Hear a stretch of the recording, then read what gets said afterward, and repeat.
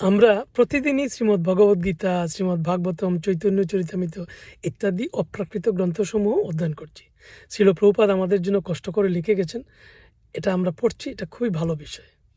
কিন্তু এই সমস্ত গ্রন্থ অধ্যয়ন করে আমরা কি শিক্ষা লাভ করছি সেটা হচ্ছে মূল বিষয়।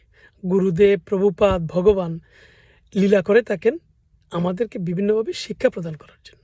যেমন শ্রীল প্রভুপাদ, তিনি হচ্ছেন আমাদের মূল শিক্ষাগুরু। তিনি বিভিন্ন সময় বিভিন্ন বাণী প্রদান করে গেছেন, অপ্রাকৃত গ্রন্থসমূহ লিখে গেছেন। তো এগুলো হচ্ছে ধ্রুব সত্য। আজ যেভাবে সত্য, আগামী ভবিষ্যতেও একইভাবে ধ্রুব সত্য হিসাবে বিরাজমান থাকবে, তার কোনো পরিবর্তন হবে না। তো আমরা অনেকেই এই প্রভুপাদের বিভিন্ন বাণী বা গুরুদেবের বাণী সম্পর্কে অবজ্ঞা করে থাকি। তো আমরা মনে করছি কি আমাদের জ্ঞানের স্বল্পতার কারণে আমরা বুঝতে পারছি না, তো মনে করছি এটা তো প্রভুপাদ অনেক আগে লিখে গেছেন, তো এটা বর্তমান সময়ে আসলে এটা মানা সম্ভব না। এটা একটা বিশাল বড় নাম অপরাধ। আমরা যে প্রতিদিন দশবিধ নাম অপরাধ পাঠ করে থাকি, তার মধ্যে 3 নম্বর নাম অপরাধ হচ্ছে গুরুদেবের অবজ্ঞা করা। সুতরাং আমাদেরকে এটা একটা ভয়ঙ্কর নাম অপরাধ।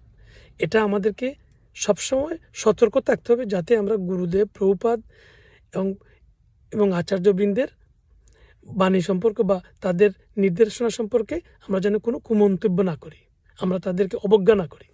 হরে কৃষ্ণ।